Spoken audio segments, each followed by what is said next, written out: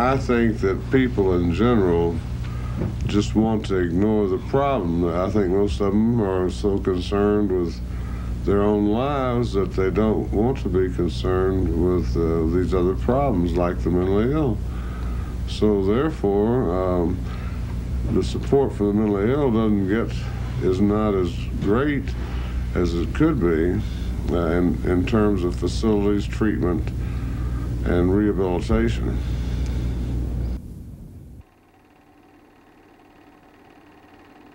I finished my coursework on my Doctor of Education in 1966 and finished my dissertation and got my degree in 1971.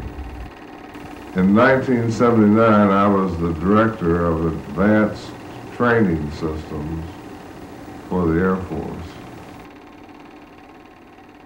When I quit civil service, I took a job in the private sector of the military-industrial complex and found what they meant when they said they were playing hardball. Girls, alcohol, prostitution, kickbacks.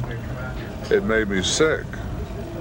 Plus the fact I had lost my dream of being a father because my family was disintegrating. The period of time when I really broke down, I had a lot of stress on the job. I mean, real bad stress. And at the same time, the children, at least two of the children were in teenage years, and practically all three, and those are tough times. So the home environment was stressful. There wasn't any way to get away from it, it didn't seem. And so there was no way to just kind of calm down the storm, and it just swept me away.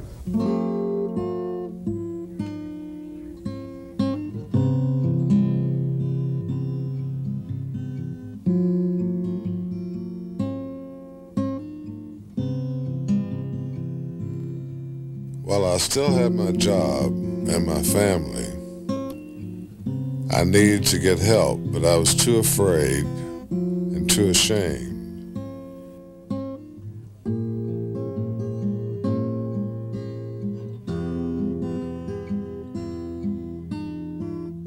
If I had gotten help, many of my present circumstances could have been avoided.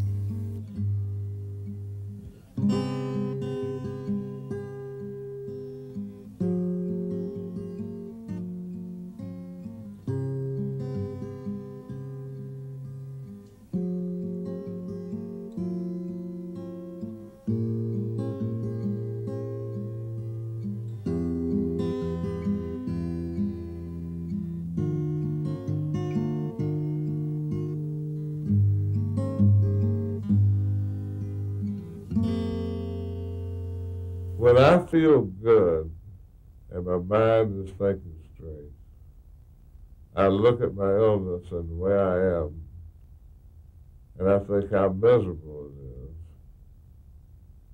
But I can't escape it. It's just the way it is.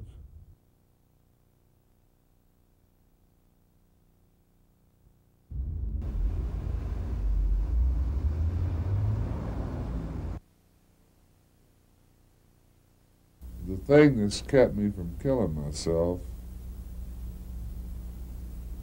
I guess, is a desire or some kind of hope, or medication maybe, that maybe things will get better.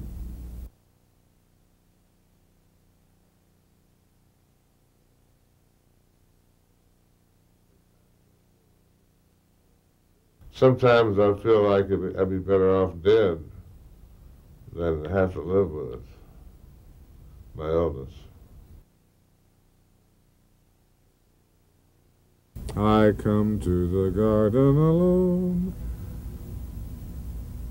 I come to the garden alone, while the dew is still on the roses, and the voice I hear falling on my ear the Son of God discloses, and he walks with me, and he talks with me, and he tells me I am his own, and the joys we share as we tarry there, none other has ever known.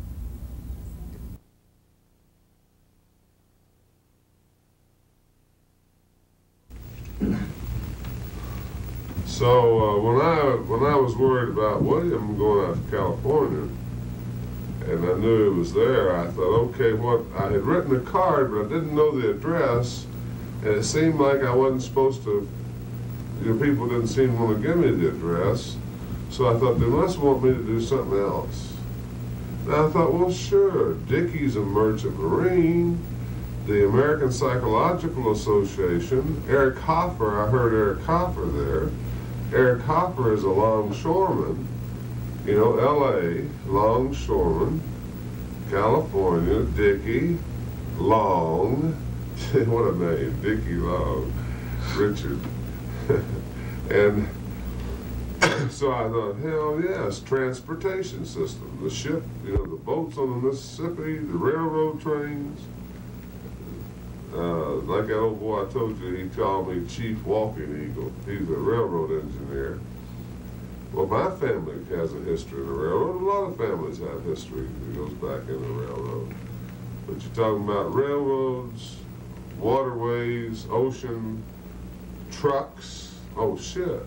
I told you, my dad, who I wanted to call, he's a friend of Willie Nelson's. On the road again. Truckers, farmers, transportation, computers, high tech, research, military, aircraft. Yeah. Like Dan Andre, like Gus, like Ezel, like Red Andre's son in Vietnam.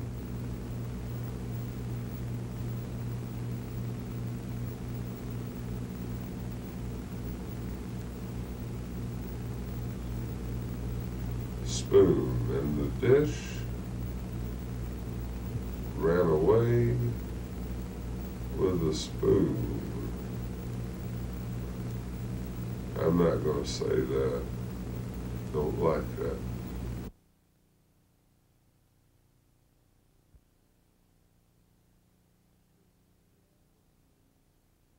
This little light of mine, I'm gonna let it shine. This little light of mine, I'm gonna let it shine. This little light of mine, I'm gonna let it shine, shine, shine.